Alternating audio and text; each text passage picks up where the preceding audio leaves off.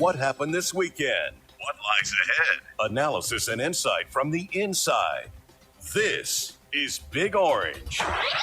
Rewind. Presented by Calhoun's, a taste of Tennessee. Calhoun's is the perfect place to rewind after every Tennessee game. This is Big Orange Rewind. With the voice of the Vols, Mike Keith, and VolQuest.com's Brent Hubbs. 865-657-1278 to text us your questions.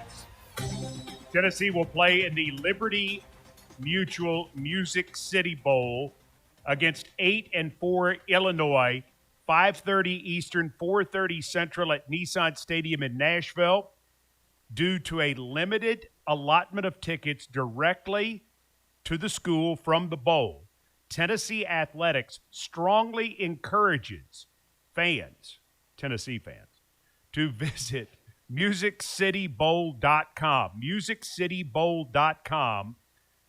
You can find all the information about the bowl on the website and purchase tickets now at MusicCityBowl.com. For reference, Tennessee sections will be 113 through 115 and 214 through 216 on the east side of Nissan Stadium. And so if you want to know that, you can get in there. I will tell you this, Brent Hubbs. Saturday night in Nashville, Illinois had a shocking number of basketball fans in attendance to a lot of people. I myself was not as shocked because I had Nashville friends who are Illinois graduates. And there are a lot of Illinois people who have moved to Middle Tennessee for jobs as that area grows. There are a lot of people from that region who are there. The other thing that people might not realize unless you're from there, Champaign-Urbana to Nashville is not a bad drive at all. It's a very easy drive. So if you're somewhere in that region, you can make it quite easily, cut through Paducah down 24 and come on in. I think you take 57 to 24 and come on in, maybe stop at Metropolis and see Superman and gamble a little bit. I don't know. Sounds like you've made that trip. Maybe I have. It's entirely possible that's happened. You're a big Metropolis guy. I used to enjoy going to Metropolis. I did. That's the home of Superman, you know. Yes. I know enough about comics to know that that's the case. Yes. It's actually a good story. A guy moves there. Of course you know the story. But go ahead. It's really. I know. Go ahead. I think it's worthwhile. I want to hear it. So of course you know it. This will be fast. This will be fast. I apologize. But Metropolis, Illinois. Guy moves there in like 1968 or something. He goes, hey, Metropolis, Illinois, home of Superman. And all the people in town go, what? Nobody's ever thought that this should be the home of Superman, even though it's Metropolis. And it's the only incorporated metropolis in the country as a city. And so they become the home of Superman. Now they have the Superman Festival. They renamed the newspaper in town the Daily Planet. So they completely bought it. As they should. Yes. I'm surprised it took him that long to buy in. Well, that's what he said. That's what the guy said.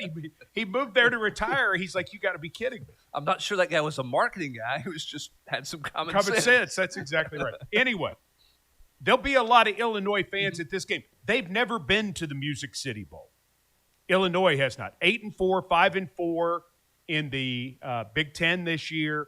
A little bit of a disappointment for them. They thought they were going to be better. Interesting with Luke Altmaier at quarterback, more of a throwing team than the Brent Bielema run team that they normally are. You know, he's the 3 yards in a cloud of dust from Wisconsin and went to Arkansas and tried that, and that didn't go great. It did not. But he's a good football coach, and he's found a place where he can recruit. He's done a good job. He's got a system in place, and you know, Illinois has some things going on in football right now. They beat an SEC team last year during the bowl season. They did. And, I mean, it's a team that has not rushed it, as you mentioned, up to their standard. I mean, they only have a net of 1,574 yards this year running the football, which is well below what his standard and average is. They did throw it 2,869 yards, so they're not that far off where Tennessee was throwing it. So they lean more on that than they do running the football right now. But they average 370 yards of total offense all season long. And, they're solid. They've struggled a bit on defense. They've not been as good on defense as they had hoped to be. They're giving up 227 yards a game throwing, through the air. And I think the other question everybody has, and we won't know for a while, is who's available in the game. Right. Who's playing, Well, so they opened the season beating Western Illinois 52-3, and they beat Duke in Durham 45-19. Duke, the ACC champions. Then they beat Western Michigan 38-0. So they start 3-0. They go to Indiana, who at that time's ranked 19th, and they lose 63-10. Then they come home and they play USC, and they beat USC 34-32, beat Purdue 43-27, and so sounds like somebody else. They're 5-1. They host Ohio State, lose 34-16. They play at Washington, lose 42-25. Come home, beat Rutgers, beat Maryland at home, play at Wisconsin, maybe their worst game of the year. They lose 27-10, and they beat Northwestern to end the season. They were 6-1 at home, 2-3 on the road, and they had hoped to be better. They had thought they would have a chance to be in the middle of it, and as it turned out, they, in some ways, similar to Tennessee. Tennessee didn't lose 63-10, but they were in it, thought they were good to go, and then it just didn't quite work out. Yeah, that was. The Indiana game was the game that they were supposed to. That was the game where you're going to plant your flag, so to speak, right? Indiana. Nobody thought they would be as good as they were a year ago, and then they would take a step back. So here was Illinois. They were bringing a lot of people back, on both sides of the ball, and here was their moment. That game was 14-7 at the end of the first quarter, and then Indiana went nuts and scored 23 in the second, and then they shut out Indiana shut out Illinois 28-0 in the second half, and just wiped them out of that game. All right, so Luke Altmaier, the quarterback, his dad, Chad Altmaier, is the former team orthopedic surgeon for Mississippi State. And he played for Chris Jones at Starkville High School and chose Ole Miss. Spends 2 years at Ole Miss, transfers to Illinois in 2023, started 9 games at quarterback, started last season at quarterback, all 13 games, led Illinois to a 10-3 record, tying the program's single-season wins. He had a really great year, completed 66% of his passes, really good statistics overall. His statistics this year, in some ways, were better, but it just didn't have quite the impact in certain games. He threw for 2,800-plus yards, 21 touchdowns to just 5 interceptions, so that was good, but not quite where they thought they would get. And you wonder, Brent, how much of that was due to the fact that they couldn't run the ball the way they wanted. I think a lot of it was. I think it was. There was more on his shoulders this year to kind of carry the load than it was on anybody else. Now, they actually threw it fewer passing attempts this year than last year, but they didn't make as many first downs. They didn't keep drives going, right. And that changes it a good bit there. But, if he's playing in this game, then Tennessee's going to have their hands full with a guy who can make them go. And we'll see what that looks like. We'll see how Tennessee feels like they have to play it. What does Tennessee have to work with? Who all plays in this game, as I mentioned earlier. So we'll see. Who all plays in this game for them? Yeah, absolutely.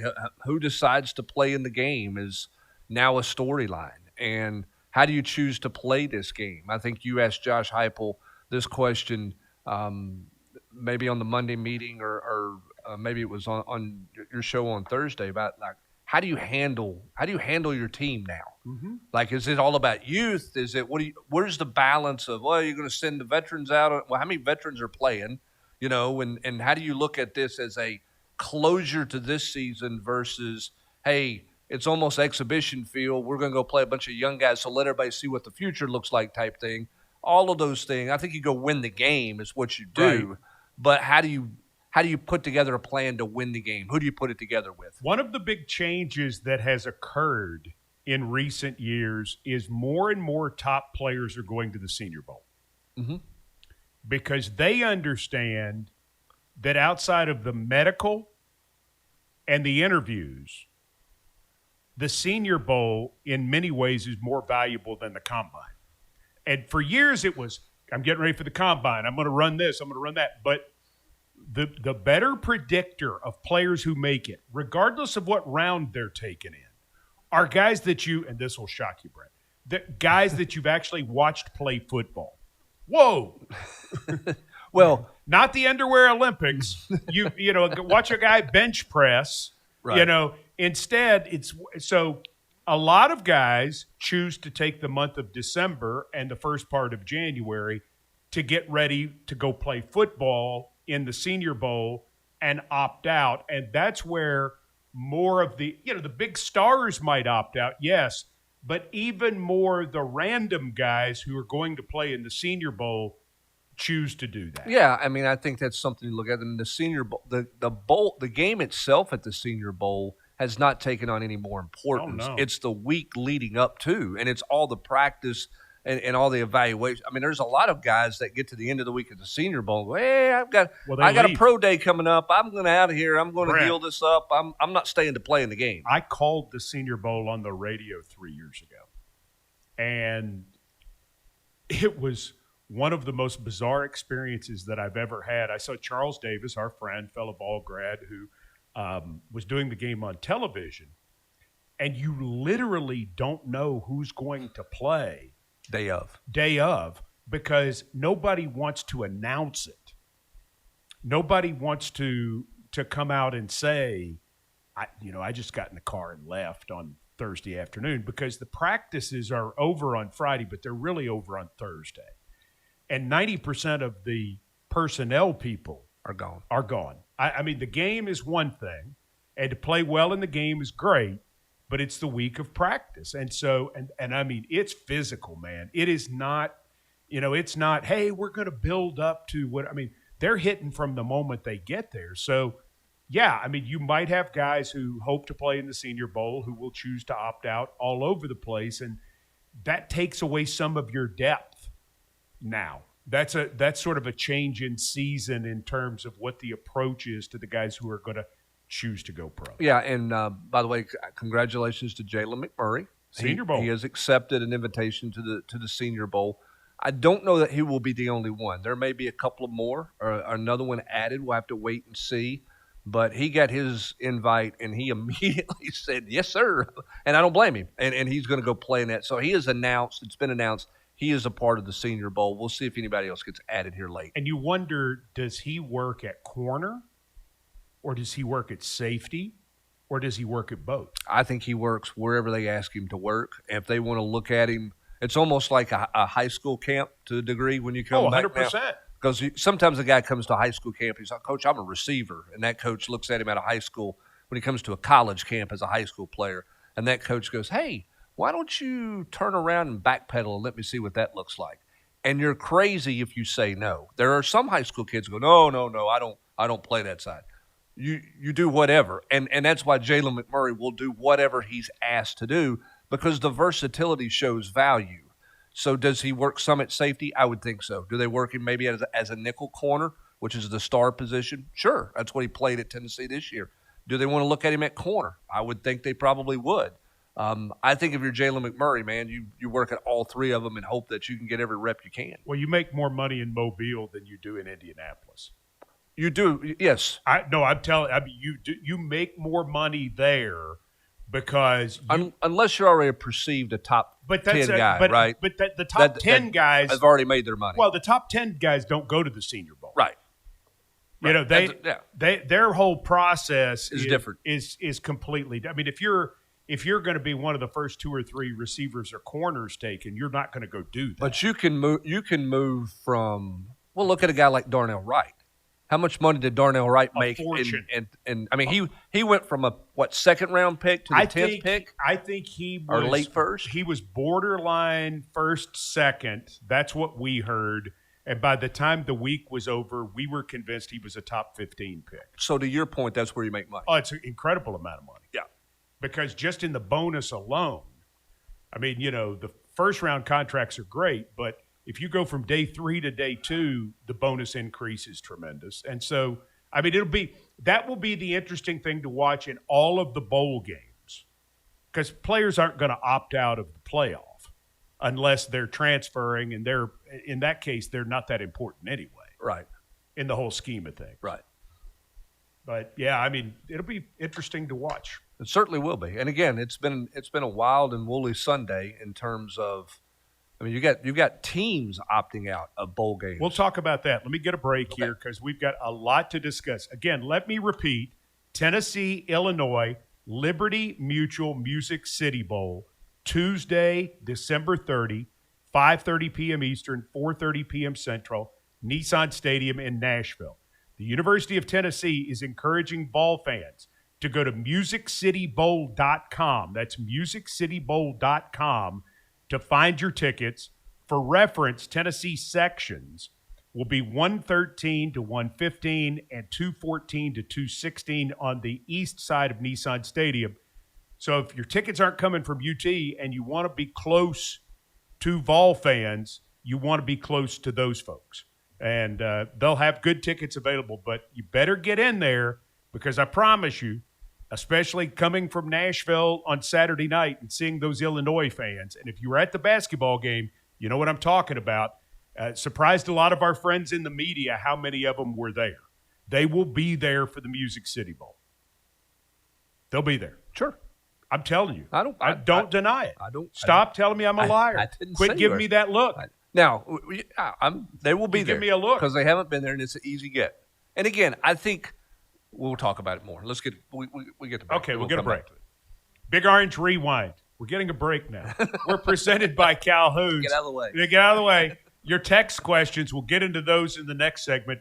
865-657-1278. Big Orange Rewind. Sponsored by First Horizon. Big bank muscle, small bank hustle. Blue Cross Blue Shield of Tennessee. Complete coverage for every phase of life. By the natural gas utilities and pipeline companies in Tennessee. Natural gas. Pilot, the official travel stop of the Vols. See you out here. RJV Kubota, with 2 convenient locations in Knoxville and Nashville. And by Ford. Visit your local Ford dealer, proud sponsor of the Tennessee Volunteers. From the practice court to the free throw line, our attitude is always the same. Confidence and commitment can turn dreams into reality. Where there's a dream, there's a way. And that's First Horizon's philosophy. Big bank muscle, small bank hustle. First Horizon Bank, proudly serving Big Orange Country for over 160 years. It's no wonder First Horizon is the official bank of Tennessee Athletics. Welcome back to the Ford F-150 Truck Highlight Show. We saw an outstanding performance today, Mike. It wasn't just a performance, Gabe. F-150 sent a message. Towing, payload, technology. It was one highlight after another. Absolutely. It's game on with Ford F-150. For the latest offers on the best-selling full-size truck in Tennessee, see your local Ford dealer today. Go Vols! Based on S&P Global Mobility total U.S. new vehicle registrations for the standard full-size pickup segment, retail year-to-date April 2025. This is Coach Rick Barnes, and when the Vols and Food City team up to make your holidays merry, it certainly has a big orange ring to it. Driving the lane, taking a charge, behind the back, passes galore. Gourmet cookies, handmade candies, and cakes, the freshest produce, party trays, and more. Monster stumps, butchers that cut the freshest steaks. Food City's here. Yum, yum. The Vols and Food City bring their A game for the holidays, so you enjoy them that much more. Rackley Roofing is now the official roofer of the Vols, and Rackley is more than a roofing company. They're part of the communities where they work and live, investing in neighborhoods and opening doors to a career in an industry that's growing year after year. Rackley Roofing's mission is clear: transform the roofing industry with unmatched customer service, detailed documentation, and the highest safety standards. Because Rackley believes the ladder to a great roof is only as good as the people who climb it. Rackley Roofing, building roofs, building futures.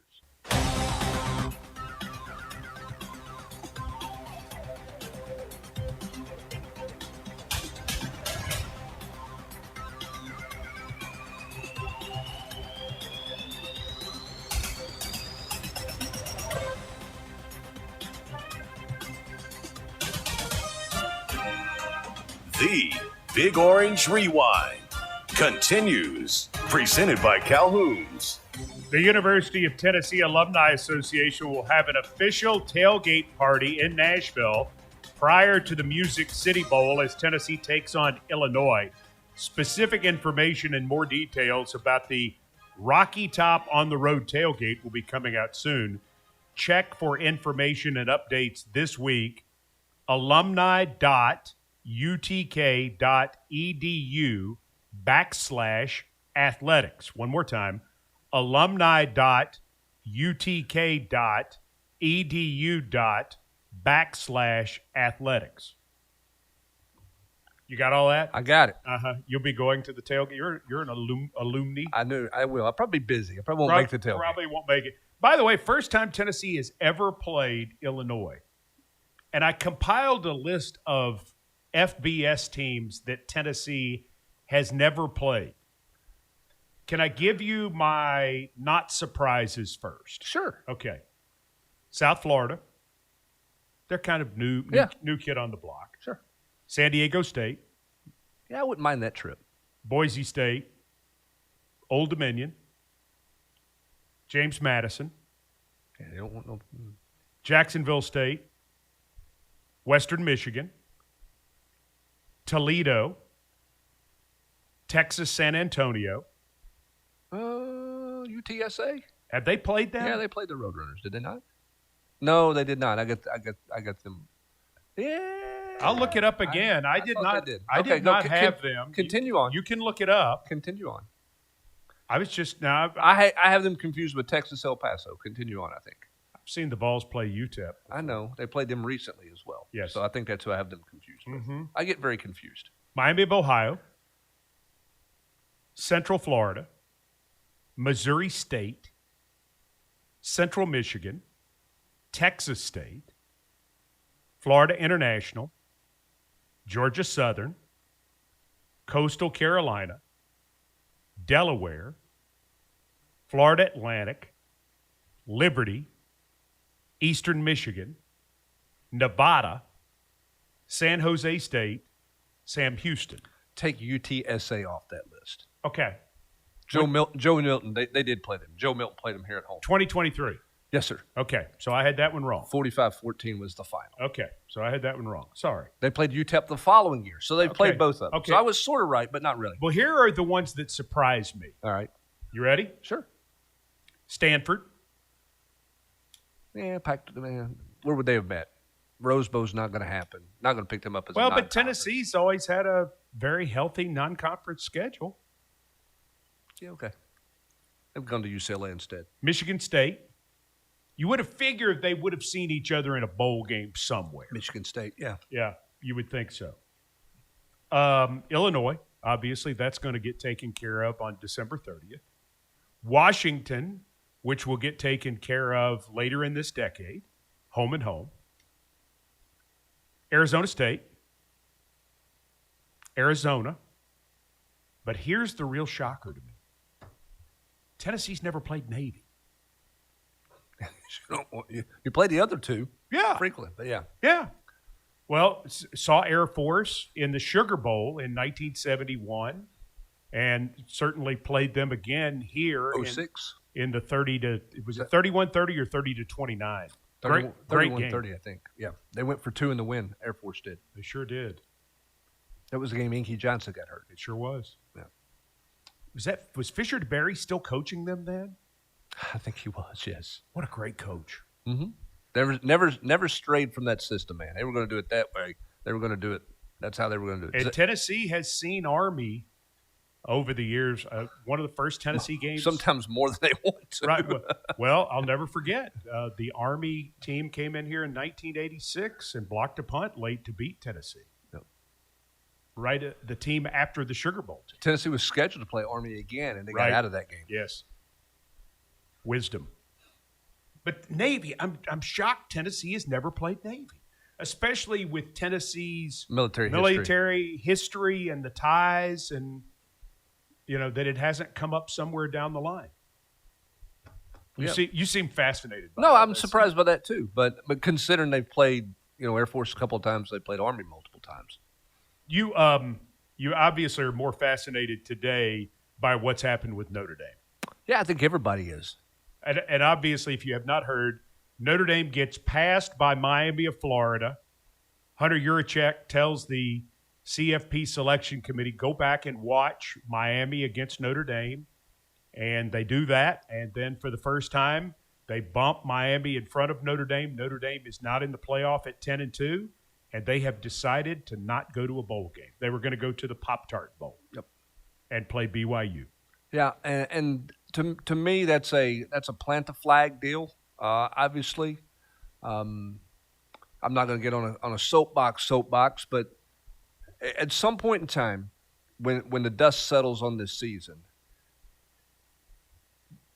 the narratives need to stop being about how big the checks are. And they need to stop being about what the television viewership is and running around with their shirts off, telling everybody how great everything is. And some adults got to get in a room and they got to look at some things and they got to fix some things. Like what? Well, you obviously your playoff system is you've got to figure out a way. And I don't want to take anything away from James Madison and Tulane, but if you're going to have a playoff and you're going to say it's the 12 best teams in the country, are we really putting the 12 best teams in the country in the playoff? No. So how do you go about now, under the system, that's what they're doing. And I don't want to take anything away from James Madison or Tulane. In this system, they earned it. But I'm saying system. If you're saying they don't belong, then they just don't belong. Yeah, I don't think so. Well, then the system's wrong. That's what I'm saying. The Okay. system's got to be fixed. Okay. The system, you've got to I think you're going to have to eliminate the automatic qualifiers. And you take the 12 best teams or 16 best teams or whatever number you're going to get to here. And let's get out of everybody gets this or that. Like, it's the top 16, plain and simple. That's who's going to go play for this thing. And if that means a group of 5 school doesn't get the opportunity and they don't get an opportunity every year and they may have to cycle up and have an elite team, sometimes that may happen. But I just don't think the way it's done right now with the amount of money that's in play and everything that's going, you can continue to go down the path that you're going down today. I don't think it's healthy for the game that's the path we're going down. I'm not a fan of Notre Dame opting out. I don't think that's good. But they're not the only ones to opt out either. But next year, if they're in the top 12, don't they have it in their they're in. They're in automatically. They would be in. And that's why it's not a big deal for them. Everybody's like, well, what are the repercussions? There are no repercussions for them opting out. They're not going to get fined for not going. They're not going to spend the money to go to Orlando. They're going to move on. But next year, if they're going to play the schedule that they play and whatever, they're going to be there. Well, and the bottom line, too, is they save a fortune not going to Orlando. Mm-hmm. They save money, yeah. In terms of what it would cost them. Yep. And in this day and time, you have to save money where you can. Sure. I just don't think – I get frustrated because we're going to hear in the springtime about problems. And then there's not going to be a lot of resolution to any problem. And then you're going to get to August. And listen, I love college football. I love it. I love everything about it. I love the game. I love the – yesterday, even though Tennessee wasn't playing, I enjoyed watching college football all day long. Watched every minute that I could watch the college. I love it. But you talk about, for 4 months, you talk about problems that you need to fix. And then you get to kickoff, and once you kick it off, everything's grand. Oh, it's great. It's great. But it's not great. Like, some adults have to get in the room, and you got to work on the game. You got to do for the greater good of the game. Right now, what you have is this commissioner wants this for his league. This commissioner wants this. This commissioner wants – and nobody's for the greater good. It's for what's the best for me and my league. And the result of that is it's not creating – I'm afraid of where it's going for the fans. That can you financially keep going the way you're going right now? You got teams who are opting out. You've completely diminished all the bowls. Your attendance not going to be there. I don't like the direction things are going. But don't you think, Brent, that unless a bowl is involved with the CFP, it's basically going to die anyway eventually, within 5 years? Well, because you don't have Notre Dame playing. You don't have Iowa State after their coach leaves. I mean, you're starting Kansas to see, State. Kansas State. You're starting to see teams say, pass. Well, and here's the thing. Because they can save the money that they need for revenue sharing with their athletes. And because one name school has said pass, how much easier does it make that for everybody else to say pass? What would have happened with Alabama if they hadn't gotten in? Well, I mean, we'll see again, Iowa State's writing a $500,000 check not to go. Yeah, Kansas State is too. They're writing a $500,000 check not to go play in a game. What would Sankey have said? Sankey's got a 5-7 team going to Charlotte to play in a bowl game. Now, Auburn declined to go to a bowl game, and I don't think they're going to get punished because they're not qualified for a bowl. So I don't know. I mean, I don't know what would have happened at that point. I don't know what the repercussions. I mean, I think Alabama would have gone. I mean, I think they would have. But what if they had said? Well, now you're opening the door. I mean, if you would have said, this morning, hey, Notre Dame season's over. They're not in the CFP. It's over. How many people would have said, I know they'll play in a bowl game somewhere, right? They said, no, we're done. That's if I'm college football, that's a bother for me. But if you're Alabama, I just use them as an example because they played in the championship and there was some rumor about they might not be in the playoff. Well, okay, so let's say, I mean, they're beat up anyway. Mm-hmm. You saw that in the game yesterday. They're playing third and fourth team tailback. They've got injuries on defense. Ty Simpson says, I'm not playing. I'm going on to the league. I'm out. So they've got all these injuries. Now their quarterback has told them he's not going to play. Do teams like that, as we go forward, choose to say no to the Pop-Tart Bowl? Well, and yeah, the answer to that question is no. If you can't field a team safely, yeah. I mean, I think that's a concern that you have. And again, you said it best earlier. As you move forward here and continue in this progression, the value of the bowl games are going down if you're not in the CFP. See, I think that's where the Music City Bowl has a great advantage because with new Nissan Stadium having a roof and Nashville being a destination, I mean, Nashville's going to host a Super Bowl within 5 to 7 years, then I think the Music City Bowl will have a very good chance to be part of the CFP. Yeah, and definitely if the CFP is expanding, which I think we all think it's going to some degree. Jeremiah and Hickson says it's time to fire the CFP committee and use the BCS formula to select 16 playoff teams. This may be a hot take, but it's the only fair and consistent way to do it. Everyone hated the BCS because it was only picking 2 teams. Do you agree with Jeremiah and Hickson? I do think that with the notion that everybody hated the BCS because it only picked 2 teams. So here is the simulated BCS standings if you were to do what Jeremiah said. Are you ready? Go. Indiana would be number 1. Ohio State would be 2. Georgia's 3. Texas Tech is 4. Oregon's 5. Ole Miss is 6. Texas A&M 7. Oklahoma 8. Notre Dame is 9. Alabama's 10. Miami is 11. BYU is 12. All right, so go 13 through 16. 13 through 16 is Vanderbilt, Texas, Utah, Southern Cal. Yeah. But who's not there is Virginia, right? James Madison, right? Tulane, right? North Texas, right? Iowa, Georgia Tech. Some of those schools there. I mean, basically, if you did a 12-team playoff, you're just in the OBCS rankings. You're taking the group of 5 out. Which is my point with the current system, because you have the group of 5 in, and now this is a unique year where you're getting 2 in, but even when you get 1 in, now you're an 11-team playoff, not a 12. Well, yeah, because I mean, I don't think a group of 5 team. I mean, they certainly didn't show up in the CFP last year. I mean, James Madison's going to Oregon as a 3-touchdown underdog in the opening round of the college football playoff.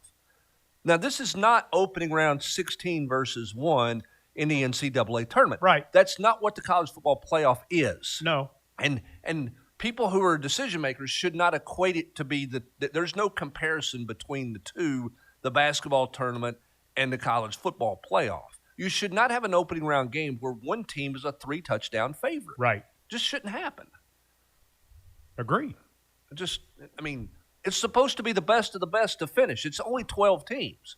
They should be 12 teams that are competitive on paper against each other. There should not be one where Vegas goes, they'd be lucky to be within 3 scores of them.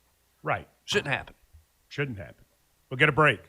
Look forward to more of your text questions, your thoughts at 865-657-1278. Big Orange Rewind is presented by Calhoun's. UT fans know it takes teamwork to win. And when you choose Blue Cross Blue Shield of Tennessee, you get a team who served Tennesseans for 80 years. From babies to seniors, big needs to small, we offer health coverage that fits your life and your budget. All from a company right here in your community. Now that's what we call a big win. Blue Cross Blue Shield of Tennessee. It's football time in Tennessee, and that means it's time for Calhoun's. Whether you're headed to the game or watching from home, make Calhoun's your pregame, postgame, and every game headquarters. From hickory smoked pulled pork to the legendary ribs, juicy burgers, and mouthwatering brisket, Calhoun's delivers the flavor that fuels Big Orange fans. With 9 convenient East Tennessee locations, there's a Calhoun's near you. So gather your friends, wear your orange, and experience why they're the taste of Tennessee. Calhoun's, proud to serve ball fans since 1983. Tennessee pride runs deep from Neyland Stadium to the family farm. At Farm Credit Mid-America, we stand behind the Tennessee farmers who feed and fuel our nation, just like we cheer for the Vols on game day. Because we understand that whether you farm every day, only on the weekends, or simply enjoy time on property outside of town, we have loans to fit your needs. Because farming matters, and so does every play, every harvest, every heartbeat of Tennessee. Learn how Farm Credit Mid-America serves the great state of Tennessee at FCMA.com. Loan subject to credit approval. Additional terms and conditions may apply. Farm Credit Mid-America is an equal opportunity lender. Hey, Vol Nation, it's Coach Barnes, here to remind you why Pilot is the official travel partner of Tennessee Athletics.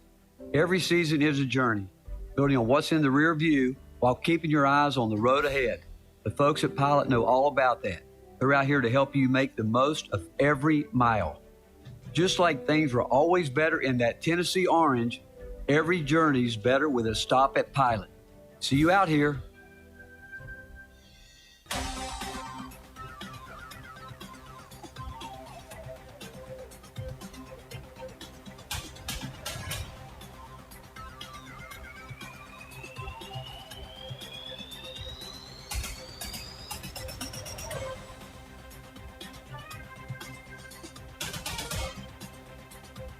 The Vol Network's Big Orange Rewind continues. Presented by Calhoun's. Need a haircut? With the Great Clips app, you can put your name on the list from anywhere and head to the salon when you're up next. Because getting a great haircut shouldn't mean putting your life on hold. Great Clips, it's gonna be great. More questions for Brent Hubbs at 865-657-1278. All right, let's see what we've got here. We've got a question from Tennessee Mike in Irmo, South Carolina. I've been there. Irmo. How do you both feel about this team? We had a complete meltdown, lay down against Vandy. Are we going to show up for the Illini? Please speak to our team's mental state. Okay. I don't know. I mean, I think that's a good question. One, who's playing? Where's your leadership on this team? Where's their interest level? I think all those things are a question mark. One of my favorite stories in covering this program for the last 30-plus years was in 2001. Tennessee suffered a devastating loss in the SEC championship game to LSU, which prevented them from going to Rose Bowl and playing for a national title in 2001 after the win at Florida to close out the regular season. And everybody was kind of done, right? I mean, it was just kind of fans were done. They were mad, rightfully so, and everybody's just kind of, we don't care about the rest of it. And Tennessee gets matched up with Michigan in the Citrus Bowl. And Casey Clausen, one of my favorite Vols of all time, walks in the meeting room and just takes over the meeting from coaches and looks at everybody in the eye and says, if you don't want to play, leave. If you don't want to go, leave. If you're not going to get on the plane, if you're not going to go to practice, and you're not going to do the things you need to do to get ready to play, and you have no interest, I don't want you here. Pack your stuff. You're done. Move on. And that was his message to his team. And that team responded, and they obviously blew out Michigan. You never know how a team responds. I've seen Tennessee teams go to bowl games and lay complete eggs. Good teams, lay an egg. And, I mean, they played Maryland in the Peach Bowl, and that team didn't have a whole lot of interest in being there. So you don't know. You hope your leadership has this team ready to go, and you hope that they respond. You're hoping young players see this as a real opportunity. Some guys may get an opportunity to play, and you hope guys go about their business the right way and get ready. I think right now it's, again, you're hoping on your leadership, but who else playing, who's not playing, how many in your leadership council is going to play, not play? It's a challenge. It's a different challenge than it used to be, because it used to be a trip that was a rewarding trip, and now it doesn't feel like what it used to. I mean, it's like the bowl in Jacksonville, the Tax Slayer Gator Bowl. I think that's a hard bowl because that bowl's on the 27th. Okay, how much significant is there in that bowl? And now you're taking your team to 22nd or 23rd. You had to be there the 23rd. Yeah, to be there. So now instead of seeing your family at Christmas, they come down, but they're in Jacksonville for a game that you're playing against Virginia if you're Missouri. I mean, are you just jazzed up? I mean, that's the challenge for that coaching staff and leadership. And Tennessee doesn't have to deal with the Christmas part of it, but it's not easy to get up for these games. Mike in Nashville wants to know, do you think Arion Carter turns pro?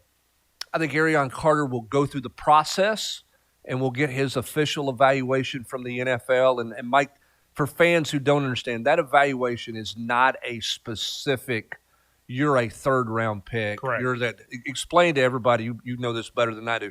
You get a notification you're a first-day pick. Right. And then what do you get? Basically, you're a second-day pick, or then you're not. And you don't get anything past that, right? So if you don't get a second-day pick, you could be anywhere from a third round to an undrafted free agent. Yeah, it's very limited. They tell you they get a pretty good idea if you're going to be a first-round pick, and then everything else is just sort of, and because they don't want to go too deep into it due to the fact that they have the relationships with the colleges, and the scouts want to be able to come onto college campuses, to come on to practice fields in college. They want to be able to meet with the personnel people, meet with coaches, and have that relationship to develop the best intel as possible. How you make that relationship work is you in no way want to appear like you're trying to poach. Now, if somebody's going to be a first-round pick, they need to know that. Sure. And they're generally, I think there are 15 teams that they go across, something like that, 15 to 20 teams. It's not like all 32 teams. And so you get a cross-section, and this is what you're told. Now, it's not a guarantee. Right. But this is what the initial evaluation will be. Now, if you go into a medical and there's something wrong with your ankle or your shoulder, that can change it. If you go into an interview and bomb the interview, I mean, there are lots of things that can change it. Sure. But don't you think, too, that it doesn't benefit the NFL for players not ready to try to come in the league? Yeah. I mean, because they're in the business of trying to win. That's it first and foremost. And so the best way they can do that is to be as honest in that process as they can possibly be. And there are also certain positions. Guard is one of them. Running back is one of them. Linebacker is one of them. In many cases, the safety position is one of them, where guys are dime a dozen. Mm-hmm. Because you don't have as many inside linebackers on the field as you once did. Everybody thinks they're a tackle. Well, some of them are going to end up being converted to guard. It happens from junior high to high school, from high school to college, from college to the pros. Everybody thinks they're a left tackle until they're not, and that's the way it works. And so you can generally get a player at a more reasonable rate. Running backs, I mean, look how many colleges are playing 3 and 4 running backs. I mean, Bijan Robinson is the exception, not the rule. And running backs can come from any school, anywhere. Someplace you've never heard of playing football. I didn't realize they played football. Well, and then you get into situations, too, where guys are 2 down backs. But yet they're so good at playing 2 downs, like Derrick Henry, that you say, we'll get a 3rd down back. Right. But Derrick Henry wasn't a first-round pick. He wasn't even the Titans' second-round pick that year. He was their 3rd second-round pick. And when they took him, people are like, what? But the truth of the matter, he's going to the Hall of Fame. Sure. But he's not a 3-down back. That's not what and that's a concern for some when you're trying to lay out roster management. Sure. Now, if the guy's elite enough as a first and second down back, then you make the roster adjustment to have a third down back. Whereas maybe if you go get multiple third down backs, you carry one less running back or something to that degree. That third down back is probably going to play teams anyway. And so because he's going to be your kick returner, your punt returner, he's going to cover kicks, be your gunner, whatever, then, you think about, and this is what, when you analyze the draft and when you look at players from college, you say, can that player make a practice squad? Can that player make a 53-man roster? Can that player contribute enough that he is one of the 48 active players on game day? And that's a lot of what the evaluation is for the 32 teams. And so, back to your original point, the guys who are asking for an evaluation will get the most honest look that they can from the NFL because it's good for the athlete, but it's also good for the program to know because in most cases today, different than 20 years ago, if a coach knows that their player is going to be a first-round pick, he says, hey, Jimmy, go ahead and go. Because then that way they're going to take that money and give it to somebody else anyway. Yeah. and Jimmy was probably going anyway. Yeah, probably was. Yeah. So to answer his question, Arian's going to go through the evaluation process, see where he's at, and then make a decision based off that. Where's he at? Where's his health at? Where does he think he would be medical? What are the concerns? What's the feedback he gets from the NFL? And then in this day and age, you have something to weigh. What do you think you're going to be drafted at? What's that financial number look like? And then what's your NIL value at the place you're at right now? And how do you evaluate that for one more year? Because remember, practice squad guys make $225,000 for the year.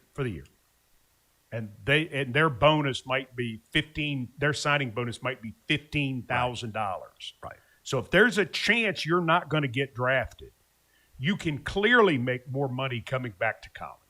And so to answer his question, those are the things that Arian Carter and people considering the draft who are not guaranteed or not thought to be really high draft picks, those are the things they're evaluating through this process. We get a break, and then we're back with more of your questions at 865-657-1278. Big Orange Rewind, presented by Calhoun's.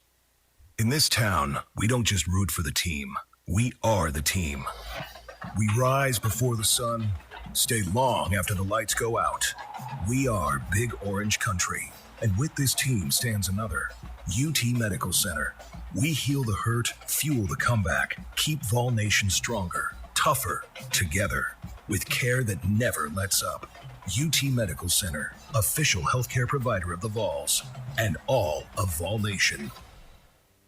The torchbearer flame, it's more than a symbol. It's the light of the volunteer spirit, guiding, enduring, eternal. And just like that flame, natural gas never fades. It's dependable, powerful, always fueling Tennessee, from our homes to our industries. 2 flames, 1 Tennessee. Natural gas, keeping the volunteer spirit burning bright. UT fans know it takes teamwork to win. And when you choose Blue Cross Blue Shield of Tennessee, you get a team who served Tennesseans for 80 years. From babies to seniors, big needs to small, we offer health coverage that fits your life and your budget. All from a company right here in your community. Now that's what we call a big win. Blue Cross Blue Shield of Tennessee. Since 1945, Co-op has been feeding the animals of Big Orange Country.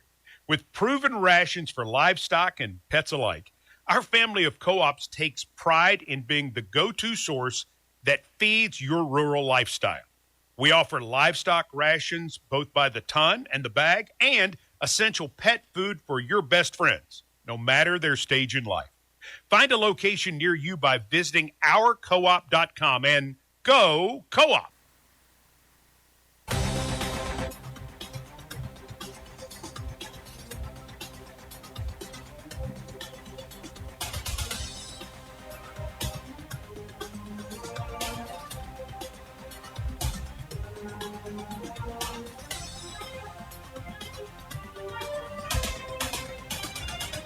This is Big Orange Rewind, presented by Calhoun's. To repeat the question that Brent asked me, when a college player asks for an NFL evaluation, the three things he can be told are first round, second round, return to school. So it's not second day, it's second round. Right. That was what I said. Okay. Second round. But Second the third thing I didn't have exactly right. Okay. First round, second round, return to school. Okay. Because they would, And you take that under advisement when you get that. Sure. When you get that back as a player. Doesn't mean you have to follow what they you say. have to follow any of it. But that's the feedback you're getting. That's when you go through the evaluation process.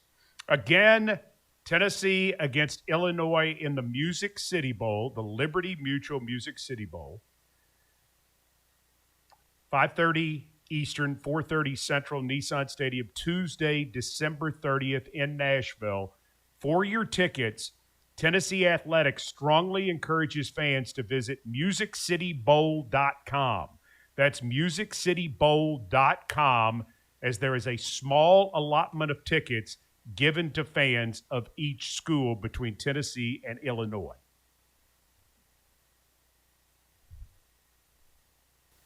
Miss any of today's Rewind? Catch the full podcast with Mike Keith and Brett Hub. UTSports.com. We are the Vol Network.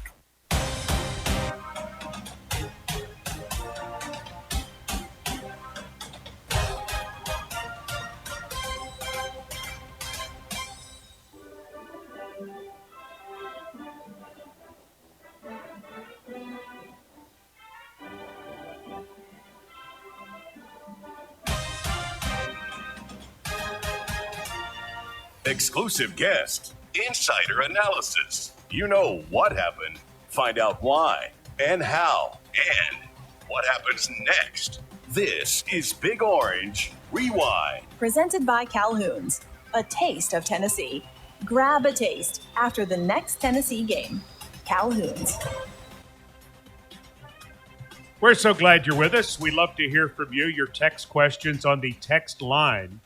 Brent Hubbs loves text questions. I do love text questions. Whether he admits it or not. I admit it. I don't understand why you put this rap on me the last couple of weeks. That you don't like talking to people? Yeah, I'm not sure. You're not interested in the public?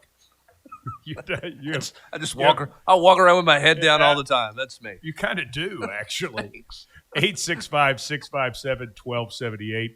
Liberty Mutual Music City Bowl. Tennessee will be playing Illinois there Tuesday, December 30th, 5:30 Eastern, 4:30 Central at Nissan Stadium in Nashville. Tennessee Athletics strongly encourages fans to visit MusicCityBowl.com to get their tickets. Do you think Doug and Emu will be there for Liberty Mutual?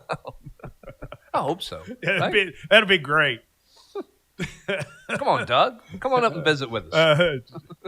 Yeah, visit with you on the sidelines. That'd be better. You and Emu can hang out on the sidelines. I would dearly love to see that. Thoughts on Tennessee's bowl matchup with 8-4 Illinois? I think it's an interesting matchup for a lot of reasons. So one, kind of where's both teams at? Both teams had expectations. Illinois had really high preseason expectations. I think the expectations for Tennessee changed a good bit in the eyes of most after the Georgia game, where Tennessee had a chance to win that game and obviously didn't get it done. But I think the feeling after that was that Tennessee was a better football team and the quarterback was going to work, even though back in the spring you're like, they may not win 6. And, you walked out of that stadium going, man, this one hurts. But you got a chance, and then obviously they didn't play well at home and didn't play well at home in the month of November. So I think the biggest curiosity about this matchup is just kind of where's the temperament for both teams in terms of the desire and how you go about your business. I will say this. I think, obviously the playoffs last year are different, but the year before when Tennessee's playing in a bowl game, they were excited to be there. They prepared the right way with that. They obviously made a decision at quarterback to go with with Nico at that point. I think that kind of energized some people and got things going, and they prepared and went and played well. The previous year was a big deal because you were playing Clemson, which was a game a lot of people wanted. It was the Orange Bowl and all those things. So This one might be a little bit different just in terms of getting everybody revved up and ready for it. And we'll see if the leadership team on this, leadership council on this team can do that. I think the same question bodes there for Illinois as well. I think Illinois is going to want to play. I think Illinois getting a shot at Tennessee is a big deal because they've never played. They've never been in the Music City Bowl, Illinois. Tennessee's been there now 4 times, 2 overtime games, both of which they lost. I think Illinois will be, Well, there will be a narrative or notion out of that conference because they've heard all year long it's a 3-team league. Right. And that's all it is. It's Oregon, it's Ohio State, it's Indiana. And then there's the SEC is a gauntlet. It's the depth. It's it's every week it's this, the struggle and everything. So I think the underwhelming Big Ten team, somebody who's not that big 3, I do think that they will have a little edge, or they should have an edge about them because I'm sure they're tired of hearing about how they've drugged the league down or they're not as good as another league because these teams aren't up to the caliber of teams in other leagues. It's just a 3-teams, conference. Junior from Crossville wants to know, any of the early enrollees have a chance to get a head start for next year with bowl practice? Now, that's an interesting deal that's come about. You're not going to see what you've seen the last couple of years with a bunch of guys coming in for bowl practice in Knoxville. Now, it's been beneficial for them just to kind of experience it. They don't really get a jump start other than, hey, they know kind of the level, and it gives them a little sense of sort of where they are. But it's not like they're out there scrimmaging with anybody really or doing a whole lot there. But it does give them a sense of just kind of the day-to-day grind, even though it's a short period there. But there's a rule in place now that you can't bring everybody in like you once did. And that's something that came about this fall. It went kind of under the radar, didn't get discussed by a lot of people. So those midterm enrollees will be here in January, and we'll start school and go from there. It's almost portal season. We hear the term back channeling where agents reach out to teams. How does this process work without tampering? Do these agents talk to coaches, GMs, or NIL groups like Spire? Thanks. Kevin in Columbia, Tennessee. Don't talk to coaches, but they certainly talk to the third-party collectives. And those agents have conversations with other personnel people, but I mean, Josh Heupel's not fielding calls from agents to talk about players or anything like that until somebody goes into the portal. A lot of the back channeling is, for example, all right, all these kids know each other, okay? And if you don't have younger children, you probably don't understand this. But when you and I were in school, you knew the people that went to your school. Right. You might know a handful of people from the school across town. Right. Just because you play ball against them or whatever. Sure. Now they all know everybody. They just randomly start Snapchatting somebody, hey, and they get to know, Even in other parts of the country. Yeah, they know everybody. Well, in the recruiting world, they really know everybody because they see each other at camps. They see each other on unofficial visits. Think about it. If a guy who's committed to Tennessee made 7 unofficial visits here, which is about the average these days, 5 to 7 unofficial visits, come up for a barbecue, come up for a camp, come up just to hang out for a junior day, whatever. How many people does he meet? Okay, so they all know each other. So if player X at, say, Tennessee knows a player at another school and they have a conversation, the player at the other school says, hey, man, I think I'm going to go in the portal. What do you like about Tennessee? What do you think about Tennessee? And then the player at Tennessee goes and tells the personnel player, hey, I think this guy may enter the portal if you're interested. Well, is that back channeling? No. Is that tampering? No. That's the world. That's right. Or say you have the same agent, okay, and the agent tells the player at a school, hey, I think Tommy's going to go in the portal. Do you think that school might be? Do you think your school might be interested in him? Well, I don't know. I'll go ask. And those all kinds of conversations are having place. That's why tampering is never, unless you've got a direct conversation with a player to a coach. And you can prove that. Tampering is just a lot of people mad about it, but proving it and doing anything about it is just not realistic at all. Completely. It's just not. Not going to happen. I don't think so. I mean, it has to be egregious to get caught. Right. And there's just enough out there, conversations, enough people talking that you don't have to tamper. Time for the Rackley Roofing recap, a breakdown of Tennessee's basketball game against Illinois. It's a 75-62 Illinois win in Nashville, presented by Rackley Roofing, transforming the roofing industry with unmatched customer service, detailed documentation, and the highest safety standards. Rackley Roofing, the proud official roofer of the Tennessee Volunteers. Brent Hubbs, you watched it on the TV. I did, on the telly. On the TV. What'd you think? Oh, I mean, I thought, defensively, Tennessee's, got to get better. They can't give up the open looks that they gave up. Illinois certainly moved the ball well. They attacked Nate Ament defensively, or on their offensive end. They went right at him on the defensive end. Tennessee doubled. I don't know if they were supposed to double all the time or not, but some of those doubles ended up giving. According to Rick Barnes, they weren't. Yeah, they gave up open looks for threes. Tennessee didn't shoot it well enough. They didn't shoot it well enough at the free throw line. Here's the thing about that. That's got to be fixed, because if you're going to go in the paint and you're going to get banging around in there, those guys have to make free throws, because they're going to go to the free throw line with just the way you're playing in the post like that. So you're going to have it, you're going to get hacked at the rim. You're going to have to make free throws. Tennessee didn't shoot free throws well enough, and obviously did not play nearly well enough in the second half defensively. Well, part of what happened in the course of the ball game is you had free throw opportunities that could have given you offensive momentum. Mm-hmm. Instead of a 5-0 run, could have been a larger run. Could have been 10-2 or whatever. And when you go 3 of 9 in the first half, instead of if you hit 7 of 9, then just by basic math, you're up 6 at the half. Different game. Mm-hmm. And Rick Barnes talked about it on the Vol Network postgame last night. Deflating was the word he used. There were so many moments in the game that were just totally deflating for Tennessee. Missing point-blank shots, missing free throws, rushing in for a double in the paint, and then being able to kick it outside to one of the, international players. One of the brothers, Isievich, the 7-1 guys who drilled threes.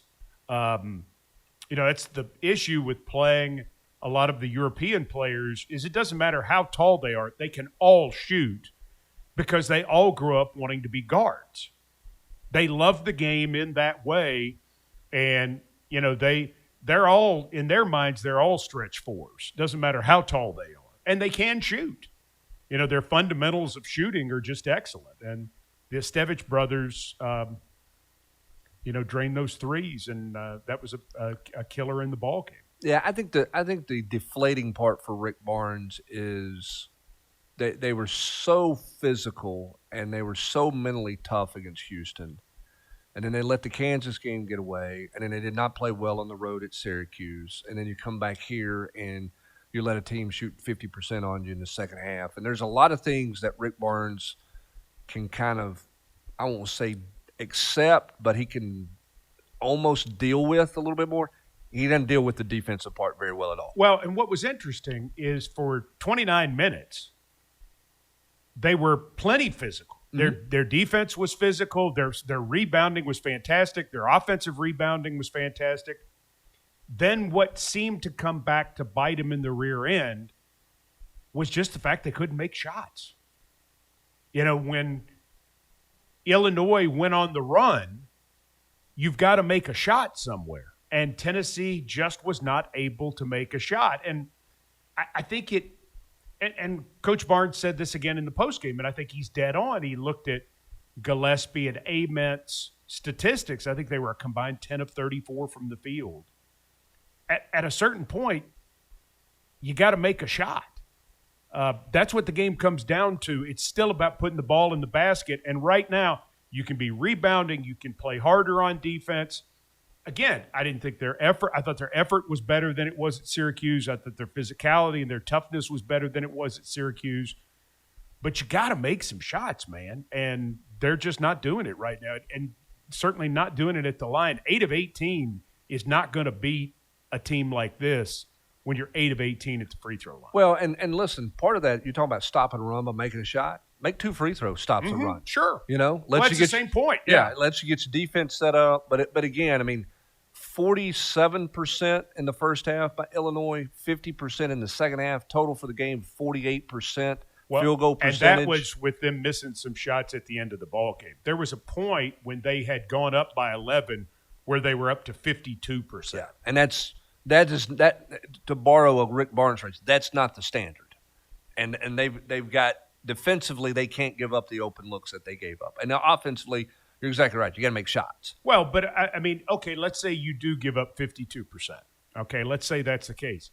If you're making 50%, the way you're rebounding, because, I mean, at one point in the second half, Tennessee had more offensive rebounds than Illinois, one of the top 10 rebounding teams in the country, Brent. You've got more offensive rebounds than they've got total rebounds. So if you're making shots, okay, maybe they're making some shots too, but you're getting more chances. I mean, the putbacks, the point-blank looks that they had on the putbacks that didn't drop, I mean, just a killer. Yep, you got to make those shots, particularly when you're working the glass that hard. Right. I mean, it's okay to miss shots if you're finishing with second chance opportunities. But again, they didn't get enough second chance points in the game. Well, and that was really amazing for the way they won offensive rebounds. I think their second chance points, they just 22 to 15. They had 22 on 23 offensive rebounds, which is not nearly enough. But again, I think, you know, having covered Coach and knowing Coach, he will, when he's on the floor with his team, he will circle back to the defensive numbers. That's the Rackley Roofing recap presented by Rackley Roofing, official roofer of the Tennessee Vols. A break, and we have more coming up with Brent Hubbs, more of your questions via text at 865-657-1278. Big Orange Rewind is presented by Calhoun's. Big Orange Rewind on the Vol Network. Sponsored by Food City, the official supermarket and tailgating headquarters of the Vols. Blue Cross Blue Shield of Tennessee. Complete coverage for every phase of life. Alumni Hall, the ultimate volunteer shopping experience. By Farm Bureau Insurance of Tennessee, the official insurance of the Vols. Tennessee Insurance for Tennessee Life. Co-op, proudly supplying your rural lifestyle in Big Orange Country. And by UT Medical Center, the official healthcare provider of the Vols and all of Vol Nation. Coach Rick Barnes here. This holiday season, while you're cozying up to the fire and relaxing with friends and family, remember, the Vols don't take the holidays off. The Food City is there for you too, all holiday season long. Whether it's fresh cut certified Angus beef, the freshest produce, handmade candies, gourmet cookies and cakes, party trays and more. This holiday season, count on Food City and the Vols to make your holidays merrier. Tennessee fans, your game day isn't complete without Calhoun's. Whether you're inside Neyland Stadium for the game or tailgating on campus or at home, Calhoun's has you covered with shareable small bites, family feed packs, and party platters. Imagine your tailgate piled high with hickory smoked ribs, tender pulled pork, and that famous barbecue chicken. The best of Tennessee on one plate.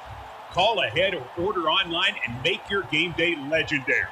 Calhoun's, a taste of Tennessee. Tennessee fans, the Vol Shop has everything you need to support the Big Orange with a 15,000 square foot store in the Student Union and other locations on Cumberland Avenue, in the University Commons, and inside Neyland Stadium. The Vol Shop is stocked full of official gear and exclusive apparel. The Vol Shop is your go-to retailer for Tennessee merchandise. If you can't make it to campus, shop online at utvolshop.com and be sure to follow them on social media. The Vol Shop, the official campus store of the University of Tennessee. Every team knows great basketball starts with the fundamentals. At Farm Bureau Insurance of Tennessee, they do too. Trusted coverage, local agents who know you by name, and service that's there when you need it most. For auto, home, and life, they're here to protect what makes Tennessee life so special. Because when you have a strong foundation, you can focus on the road ahead. Solid fundamentals, trusted coverage, Farm Bureau Insurance of Tennessee. Tennessee Insurance for Tennessee Life. Get a free quote at FBITN.com.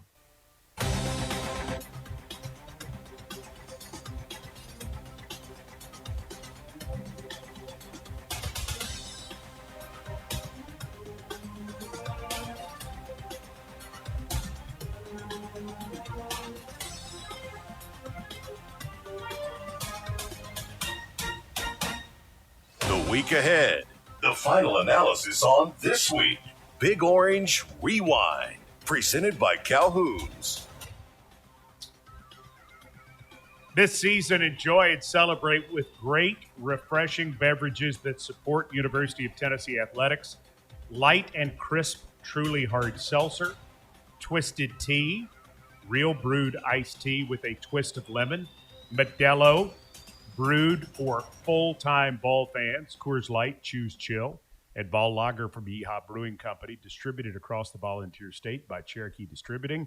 Remember, celebrate responsibly, and 21 means 21. Brent Hubbs, Thursday night, we will learn the schedule for SEC teams for next year in football. Tennessee knows their first three. Mm-hmm. They certainly have that under control. But on September 26th, who's the first SEC opponent for the Vols? What would be your prediction? I don't have any idea. I made a prediction the other day. You could try one. Right, what's your prediction? Well, no, you go first. Well, let's see if you come up with the same thing I did. Texas. Texas was mine. Really? Hand on the Bible. I have no idea why I said that. Well, maybe it's intriguing. I think it's really intriguing. It's the whole UT versus UT thing. They're coming to Knoxville. I think it's a really interesting matchup. And I think it would make a lot of sense because I think in that window, for that first, because the September 26th games don't have there's not the world's largest cocktail party or the third Saturday in October. So they're going to look, you hope, if they're doing their job with the 9-game schedule and they're doing their job for TV, they're going to spread out games to the point where, especially early in the season, some of the intriguing matchups are going to be these first-timers in this way. You know what coaches and staff members will be looking at most on Thursday night, don't you? Where their bye is. Yep. Because you only get one, right? Yep. It's the most important thing. Who gets a September bye, who gets an October bye, who gets a November bye? Well, because Tennessee opens with Furman on September 5th. The season is opening a week later this year, if you didn't already know this. You did, I know. I'm telling listener, viewer. Not you, Brent, because I know you're the expert. No. September 5th versus Furman. September 12th at Georgia Tech. Mm-hmm. September 19th, Kennesaw State, who went 10-2. And one conference you say, hats off to my man Jerry Mack. And listen, I love Jerry Mack. Congratulations to Kennesaw State. That was an unbelievable rally for a win that they had. And so then home games for Tennessee, Alabama, Auburn, Kentucky, LSU, and Texas. Away games at Vanderbilt, at Arkansas, at South Carolina, at Texas A&M. Do you think they will leave the Vanderbilt game, for example, still at the end of the season? Yeah, I mean, I think they're going to try to create as many rival games as they can at the end of that year, at the end. And here's the thing. You're going to play Texas A&M, Texas. Mm-hmm. Louisville, Kentucky is going to be then. Florida State, Florida, I think is still going to be. I don't think they're going to move those games. Maybe they do, but some people have things already scheduled. Right. So those non-conference games probably. I think they're going to try to continue that to be quote a rivalry weekend. They're not going to move Alabama to November. I think Vanderbilt stays where it's at. Well, I mean, they could. I mean, you would think. Could, but I don't. You would think they would say third Saturday in October. That's still a thing. Yeah, I think. Listen, I think when you go to where you're going now, and you're taking some things away from the old school fans who really don't want some of the things to go with some of the rivalries that have been built over the last 15, 20 years with divisional play, and some of that going away. I think you're going to try to keep some of those. I don't say rivalries, but some of those moments. I think you're going to try to do some of that early on here. Why would you not just rip the Band-Aid off? Just because I don't think that's. I think the tradition. I think the tradition part of it is. I think they're going to still try to thread the needle a little bit. So what's the tradition? You play it in October, and you try to play it on the third Saturday. Okay, but for who else do they have that? I mean, who else has a date game like well, that? I mean, but not necessarily. I the mean, specific generally, week, but generally, Florida, Georgia is right, the end of October. End of October, 1st of November. It's Halloween-ish. Right. And so I think they're going to probably stay there. I think they've played Auburn traditionally, right around the first part of November. That But what if Alabama and Auburn played on September 26th? Yeah, Ooh. Tennessee and Auburn probably play September 26th. That's what I because that would actually go back to the tradition Yeah, from pre-divisional. Right. You were asking me, hey, give me a prediction. I almost want to change my prediction, say it's Auburn, because Tennessee typically has played Auburn early in the year. Always did. Now here's the thing: the league might just put it in a computer and say spit it out. Right. And we're not. And the answer to all the coaches and the ADs is we didn't put anything together. This is what the formula in the computer spit out. This is what you got. Well, see, I don't think the computer is the value there as much based on – I think you've got to think about television. And you certainly want matchups at the end that matter toward the conference race. Yeah, but don't you think with the way that they've set it up now with 9 conference games and only 3 – how many games are not going to be – there's going to be a lot of games that are important for TV. Again, so then why not just rip the Band-Aid? Oh, that's what I'm saying. Maybe you just spit it in. But you didn't. You said. Well, unless they just put it in the computer and spit the computer. That's what I would do. You would do what? I would put it in the computer. But I thought you said you wanted to keep the tradition. No, which I is said it? I think I didn't say I wanted to. I said I think the league will because everybody's trying to still thread the needle. Who's everybody? The commissioner. Who? Everybody does. The commissioner, the league office, the athletics director at the University of Tennessee continues to talk about threading the tradition of your school with innovative things. He hasn't just ripped the Band-Aid off on all your traditions. What I'm saying is some people view some of that stuff as traditional with the scheduling. Like what? Like a game in October against Alabama. Well, I understand. That's what? Well, I mean, you're talking about Tennessee and Alabama. There are 14 other teams. Right. But I'm saying there's some other – the Iron Bowl's has always been played at the end of the year. The world's largest, we can't call it cocktail party. Now we call it the outdoor party, has always been played late October. Okay. So do you keep some of those games like that? Or do you put it in the computer and then when everybody complains, this one got a favorable schedule, they got a favorable schedule, you go, that's what the computer spit out. And then you don't take the criticism because you blame it on the computer. I think you're trying to take every side of this. I'm not taking a side at all. I think they will keep Tennessee. I think they will keep Tennessee, Alabama the third Saturday in October, too. Which is not always where it's been played. Right, but I think they're going to play it in the middle of October because they've always played it in the middle of October. But what if they played it September 26th? I understand, but what if you just asked came? me? What you if you asked just me came? where, no. Hey, brother, what if you just came red hot out of the gate that Alabama's showing up here on September 26th for the first game of the SEC? Can you imagine the crowd here? I think the crowd's going to be good for anybody. I understand that, but I mean, can you understand how hot it would be if it's the first 9-game schedule? I think Texas and Tennessee is hot. I do too. I think all of it's going to be hot. I don't think it matters. I don't think all of them are as hot as some. I mean, I think you've got to develop the best matchups, regardless of what the tradition is. I think the standard is. So different. what if they open the Red River rivalry week 1? Great. That's what you're saying. Just throw all of them out there early. I'm saying it's good for business. Do it. I don't think any of it's bad for business. I think that's why they have an ABC triple header of SEC games every Saturday. Yeah, but some of that is bad. I mean, the scheduling on November 23rd. Yeah, but I think you're going to get away from some of that stuff because everybody can't load up like that with 2 open dates and 4 non-conference games like that. I think some of that goes away. I don't think you have that one weekend where it's 9 bye games. But it's poor. It is poor. I mean, that was so bad. Agreed. And that's what the league does have to get away with. They have to get away from that. Well, they had 3 weekends this year. And they have to fix that, to your point. That were horrendous. Yes, and that cannot happen. And it should not happen. You had 2 games, and then you had JV games all But over it should not happen with a 9-game schedule now. Agreed. And to your point, you have to consider the television market and the ratings there. So you cannot allow a loaded-up weekend because every coach says, hey, I want this weekend to be an easier weekend because I'm getting ready for something in 2 weeks or whatever. You got to get away from that. You can't have those type of weekends you had this year. Agreed. Bobby in Middle Tennessee. He's got a basketball question. You're edgy tonight. I'm not edgy. What's up with that tonight? I'm not edgy.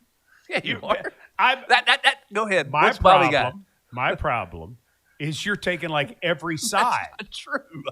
Go ahead. I mean, you're throwing out. Okay, whatever. Go ahead. Pick a side. Let's go to Bobby. Pick a side. Don't do the whole. Some people say. Well, who are some people?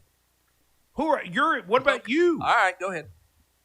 This is Bobby in Middle Tennessee. The three. You're wearing me out. I'm sorry.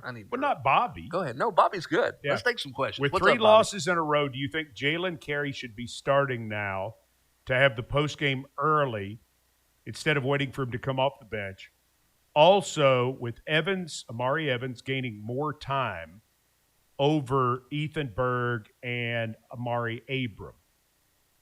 Amari Evans seems to be more comfortable out there and could be the one to get us deep into the 64. I don't know about that. I don't know that Amari Evans has enough scoring potential. Now, I'll say this.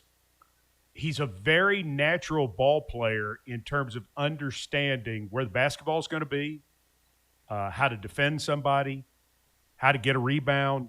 He's tough. He made a good shot in the ball game Saturday night in Nashville, a good 2 at the end of the first half, I think it was. He's a good player. I think he's a rotational player. Abram's got to play because he's one of your better shooters, and he's salty on defense too. Man. Well, he's getting salty. Yeah, I mean he's understood that if he, this is fourth school in 4 years. He's a ball player. Mm-hmm. He gets it. He knows as good a shooter as he is to get on the court, he's got to play defense, and he's doing that. I just think he's kind of salty totally. I like Amari. And again, we refer to him as Mo. Everybody calls him Mo because you have Amari Evans as well. So you have 2 Amaris. And when we talk about Mo, we're talking about Abram, 77. Last night, 77 was guarding 77. Very popular in college basketball, Petrovic, right? yes. To his question about Jalen Carey. Yeah, I think it's going to be hard to take minutes away from Jalen Carey. Do you start him, was his question, to get the postgame going earlier on offense? I think you have to think about it. Yeah, I do. I think it depends on where Estrella is and what you – Well, but if you're asking the question right now, and I agree, you're not wrong for once.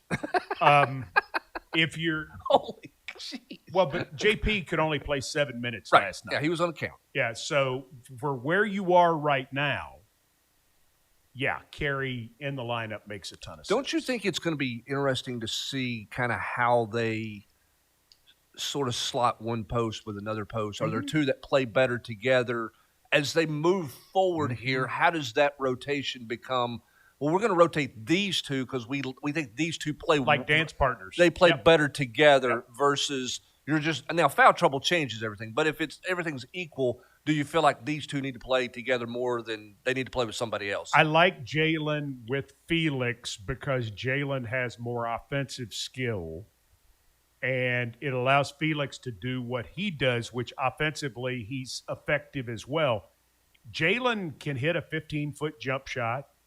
He certainly can back you down low and get a layup. He's crafty with the offensive boards. And he's a different player than Felix. Mm-hmm. Felix is that long shot blocker type guy. So, yeah, I think you're right. I think you have to match those traits together on both ends of the floor because you can't have a defensive liability in certain situations either. One of the things that's happened for Carey is he had to really get used to how they run. Interesting. And so his conditioning has improved dramatically, which is allowing them to play him more minutes. Now, he didn't have a great game against Illinois. Had some shots that, man, you'd love to see him make them like he did at Syracuse, but you understand his value in being able to get this team a 2 when they desperately need it. Here's the other thing, too, is some guys can handle coming off the bench better than others. And so that goes into your season. That's not playing favorites, but some people need to be in the lineup early to get going because Right. they can't mentally keep themselves ready to go coming off the bench. And that's a great point because, some guys can't start. Right. Exactly. Some guys don't want to be. They don't want any part of that. They don't want to be part of the first five. They want to watch it. They want to go to the scorer's table. They want to check in, and they want to do their thing. That's where I like Abram because I think Abram has the possibility to have the Gainey role on this team, which is to come in and give you life. And he did that last night. He only scored 8 points, but when they were having a hard time scoring in the first half, his triple, and then he got a bucket, and he got another triple in the second half. Every point he scored for a team that was having a hard time offensively was a big thing. And when he started, and he had the 3 triples within 3 minutes, I mean, he can get really streaky. And if he's got it, he's got it. And again, he's an older player. Use the word salty, which I like. He knows what to do. When they yell at him, he knows why they're yelling at him. He understands what the level of expectation is in a program like this. Well, and I think that's where Rick Barnes is right now trying to figure out with his team is, how deep am I ultimately going to go? Right. And who is in what best role? Who fits where? Who plays off this person better? How does all of that work? I think there is still a sorting out process to that. That's not necessarily what people want to hear when you've lost 3 straight games. But I do think there's a little bit of that is still in play with Rick Barnes, who's not used to playing as many players as he's playing right now. And you have a point guard. I guess Kennedy Chandler was as much of an offensive threat. Mm-hmm. Maybe. Yeah. But different type deal. Kennedy was a get to the rim kind of guy. Well, and Gillespie can be, and he can be a better 3-point shooter than what he's been so far. But he is so much more offense first than what Zakai Ziegler was. And so it is such a different look for Tennessee because Zakai was so truly the point guard. Right. So truly. And Jacoby's got to get some more of that. So does that mean you call sets earlier to try to get you? Because that's not what coach really likes to do. No. He wants them to flow and get into it. But do you call some hard sets earlier to get yourself into an offensive flow? I don't know. I mean, it's totally fair. There's a guy going to the Hall of Fame will make that decision. But I wonder if with this team you have to – with Ziegler you did not have to do that. And then you've got Ament, who is the most different kind of player Tennessee has had in recent years. And he's struggling to find out where he fits on both ends right now. Competition's gotten tougher. He's being asked to do some different things. It's physical. And he's trying to figure out flow right now. I felt like this ball club, between as many shots as you want Gillespie and Ament to take, I felt like it was going to take a minute. Because it's so different. So different than what Tennessee has looked like. Mm-hmm. But you do have the answer in the post because your post can play. Do you keep just feeding the post desperately until you get the other things figured out? If that's the case, you got to make the shots. Mm-hmm. And you got to make the free throws in there. Exactly. A break and then back with more. Presented by Calhoun's. You're joining us for Big Orange Rewind. Fall fans, ready to score big on your next home? Clayton Homes, Oakwood Homes, and Love Homes are proud sponsors of Tennessee Athletics and proud to help you find your dream home. Whether you're a first-time buyer or looking for your forever home, their teams across Tennessee have your back. With 29 locations statewide and Energy Smart Homes designed for year-round savings and a lifetime of comfort, it's never been easier to make the move. Stop by today and see why so many families and ball fans trust Clayton, Oakwood, and Love Homes to turn home ownership into a win. It's football time in Tennessee, and that means it's time for Calhoun's. Whether you're headed to the game or watching from home, make Calhoun's your pregame, postgame, and every game headquarters. From hickory smoked pulled pork to the legendary ribs, juicy burgers, and mouthwatering brisket, Calhoun's delivers the flavor that fuels Big Orange fans. With 9 convenient East Tennessee locations, there's a Calhoun's near you. So gather your friends, wear your orange, and experience why they're the taste of Tennessee. Calhoun's, proud to serve ball fans since 1983. It's football time in Tennessee, and Alumni Hall is the place to gear up for your Tennessee Vols. Shop the largest and newest selection of top brands like Nike, Columbia, Peter Millar, New Era, Yeti, and more. Mix and match champion tees, 2 for $38, and spend $150 to earn $10 Hall cash for your next visit. Shop AlumniHall.com. Visit Alumni Hall in Knoxville, Murfreesboro, Bristol, or Johnson City, or download their app. Alumni Hall, the ultimate volunteer shopping destination. A farm, a family, and a tradition of premium fresh sausage that's lasted almost a century, using only the freshest ingredients and finest cuts of meat for flavor that is locked in instantly. Each bite of Swaggerty's Farm sausage transports you back to a warm, cozy southern kitchen, leaving you satisfied and ready to take on the day. Swaggerty's Farm, quite possibly the best tasting sausage in America. Now available at your local retailers.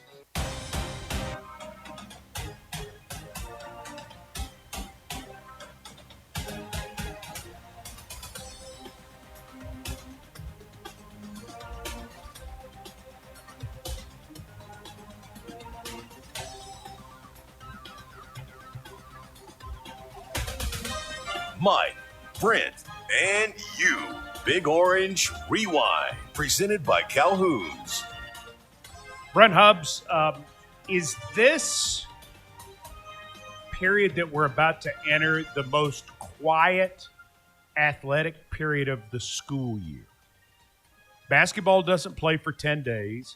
Lady Balls have an 11-day period. They play on Sunday, finally, after being off for 11 days. Football is going to start doing some light things the end of this week. Practice really starts over the weekend into next week. But there's no basketball game, either men's or women's, this week. Well, when you throw in the fact signing day's over. Right. And so coaches are not hosting any visitors or going to see anybody, and the portal has not opened and does not open for till the 1st or the 2nd of January. Yeah, I mean, I think this is a quiet. Now, I think there can be some guys announce their plans to go into the portal, but you're not going to see this kid's coming out of the portal to your school, and you're not going to sign anybody else, and there's not going to be any real recruiting news, and you're not going to practice, and you're not formally, and you're not going to have basketball games. So, yeah, this week's quiet. All right, and the other thing, too, we're seeing some coaching moves in college football. We've seen a lot of coaching moves. Okay. Talk about head coaching moves. Well, and then we've started to see quite a few assistant coaching moves. Does that really start to pick up now? I would think so. Now that signing day's over and people know where they're going as far as bowls? Yeah, I mean, I think if you're a coach making a move and making staff moves, you got to go. Unless you know who you're getting, and maybe that guy's in the NFL, or maybe that guy's on a playoff team and he's not leaving until their run is over or whatever. I think you got to go. I think you got to make moves and get moves done. If you were the one dictating the moves, not you're waiting to see if your guy goes somewhere else or something like that. But if you were deciding to make staff moves, I think you got to go now. Are there a lot of moves made after bowl games? There will be, yes. Yeah, there will be. I think there will be there will be some playoff staff moves, some staff moves made by playoff teams after the playoff. Bowl games, not hardly as much because of where the value of the bowl game is. I think you can go ahead and but make those people moves don't now. hold on to certain staff members to get through the bowl game. I mean, they will for the playoffs, but not for a regular bowl game. But I'm I don't talking think about just so. bowl games. I don't think so. Not in this day and age where you have 17 analysts and all these other people. It's not like you've lost someone and you go, okay, now you got a 21-year-old GA running your room. I mean, these guys have the assistant coaches have an assistant coach working underneath them who are generally an older person or someone who's been around them for a bit. So you can make that move if you want to make the move, if you want to make a move. I mean, I think Nebraska has let their defensive coordinator go, and they've already hired their next defensive coordinator. And I think that's happened in the last 4 days. But you've got to know who you're going to get. Yeah. Well, because here's the thing. Don't wait because you don't know who's going to be available to you right now. I mean, like you need to – because here's the thing. All those people who were getting who are new head coaches at places, they are putting their staffs together, and they're going to go fast. So if there's somebody you think you like, I mean, don't wait because that guy may take a job somewhere else on you. I mean, that's just part of where we're at. So how shocking is it to your sensibility? Well, I don't have any. sensibility. But go ahead. Okay. No, I didn't say sense. I said sensibility. You've been a professional a long time. You have sensibility. That Arnett, the former head coach at Mississippi State, is now back at Mississippi State as the defensive coordinator, and that Pry, the former head coach at Virginia Tech, is now, just as of September, he was the head coach, gets fired, and he's back at Virginia Tech as the defensive coordinator. I think the Pry situation is more unusual for the locker room because those guys were like, this guy was in charge. Like he was in charge of us just a few weeks ago, of everybody. Right. It's not so unusual because because Pry and Franklin have such a long-standing relationship. 30-plus years. So you can say that would work a little bit, but it is unusual that someone who was fired from the job didn't sell his clothes in the rummage sale or didn't give them to the local Goodwill or Carm or whatever. He's still got all of his gear, and he just keeps on wearing it to work. So here's what's funny. So I saw that on a social media post, and I thought it was like the sports version of The Onion. I thought it was a joke when I saw that Brent Pry had been hired as the defensive coordinator at Virginia Tech. I'm like, no way. And then you see it's Pete Nakos, and you're like, well, Pete Nakos knows what he's talking about. But I thought it was a spoof account. I really did, because like, wow. As for Arnett, I don't know. I can't say yay or nay whether he was the top choice, the first choice where Levy went or not. I think he's a good football coach, a good defensive mind and a good defensive coach. I think he was put in a really hard situation. Awful situation. Just a really, really just an awful situation because Mike Leach passed away. But you're 180 degree. I mean, you're not even in the stratosphere personality wise. And it was such a change, and it was so hard for everybody at that university. I think that was a very unwinnable situation but nobody intentionally did that to him. I'm just saying because of the circumstances, that was a very unwinnable situation for him. This program is brought to you by Calhoun's, a taste of Tennessee, 9 locations around Knoxville. And when you come to games at Neyland Stadium, you can also find Calhoun's within the friendly confines of Neyland Stadium. More of Big Orange Rewind with Brent Hubbs and his sensibilities. Your text questions at 865-657-1278. We're back with more after Rough this. Tonight, man. What? Today's Big Orange Rewind, sponsored by First Horizon Bank, Big Bank Solutions, Small Bank Spirit, the official bank of the Vols. Swaggerty's Farm Sausage, quite possibly the best tasting sausage in America. By the Tennessee Fund. Join the My All campaign today at IWillGiveMyAll.com. Rackley Roofing, the official roofer of the Vols. And by Ford. Visit your local Ford dealer. Proud sponsor of the Tennessee Volunteers. From the practice field to the fourth quarter, our attitude is always the same. Confidence and commitment can turn your dreams into reality. Where there's a dream, there's a way. And that's First Horizon's philosophy. Big bank muscle, small bank hustle. Over 160 years of banking based right here in the Volunteer State. It's no wonder First Horizon is the official bank of Tennessee Athletics. Tennessee fans, your game day isn't complete without Calhoun's. Whether you're inside Neyland Stadium for the game or tailgating on campus or at home, Calhoun's has you covered with shareable small bites, family feed packs, and party platters. Imagine your tailgate piled high with hickory smoked ribs, tender pulled pork, and that famous barbecue chicken. The best of Tennessee on one plate. Call ahead or order online and make your game day legendary.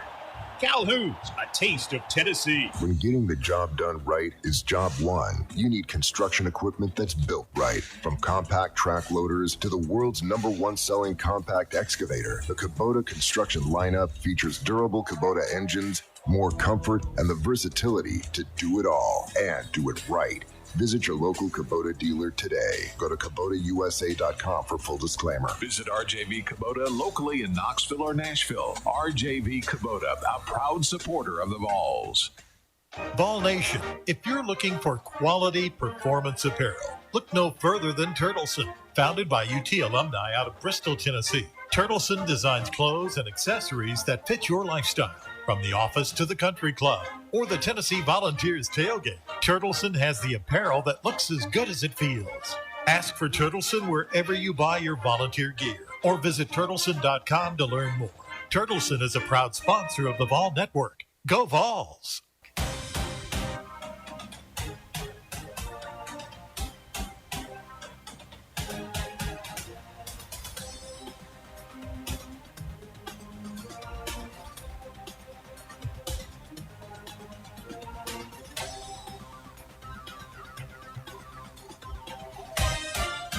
Big Orange Rewind, presented by Calhoun's, continues.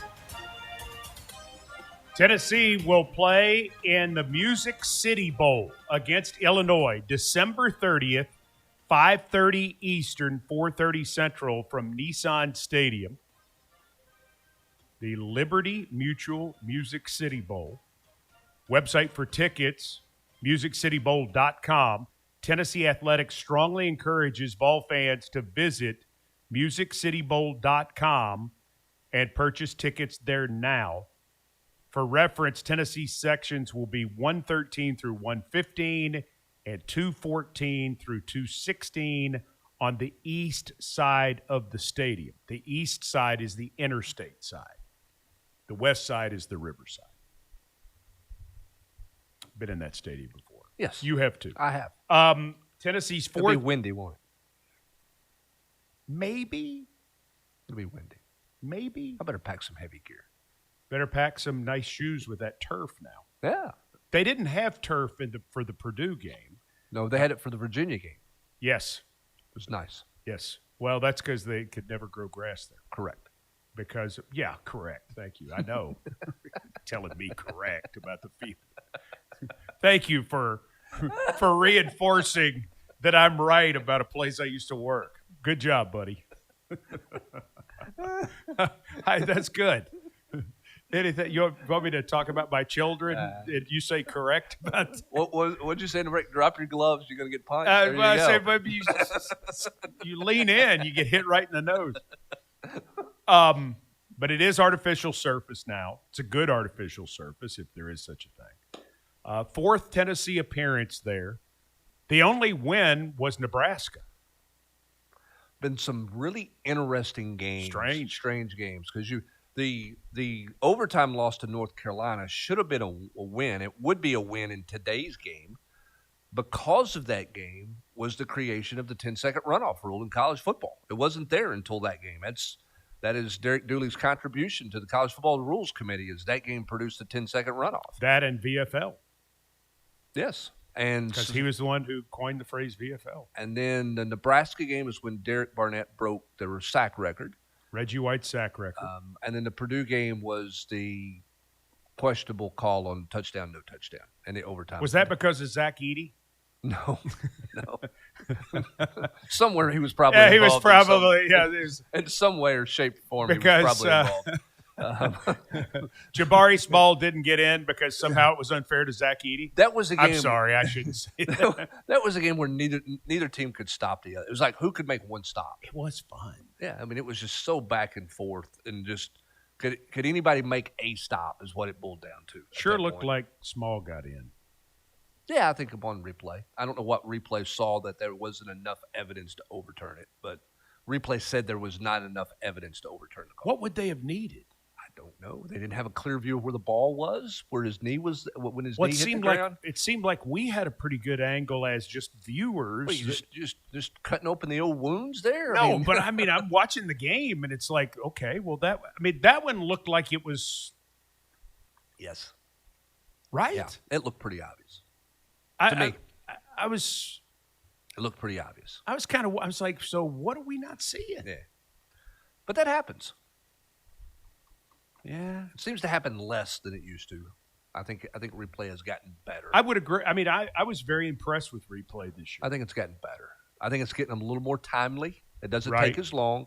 I don't know that we're reviewing as much as we once did, but I think the reviews are sensible, and I think the reviews are correcting some wrongs. There's still some things I wish you could correct upon in using review that like you can't. What? Just if you like, for example, they reviewed a play in the Vanderbilt game, whether or not it was a forward pass or a lateral. Mm-hmm.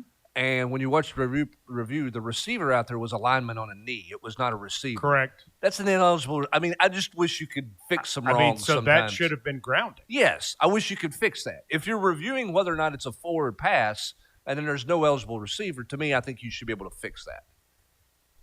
Yeah. And not just review whether it was incomplete or a fumble or forward pass or a lateral. Yeah, they got the call right. I mean, the ball was tipped. He was throwing it forward. Right. It was the right call. He just wasn't throwing it to anyone eligible. Right. It's like, who was the receiver over there? Right. 72. Who can't catch it? So that's Well, that's fair. But it's better overall.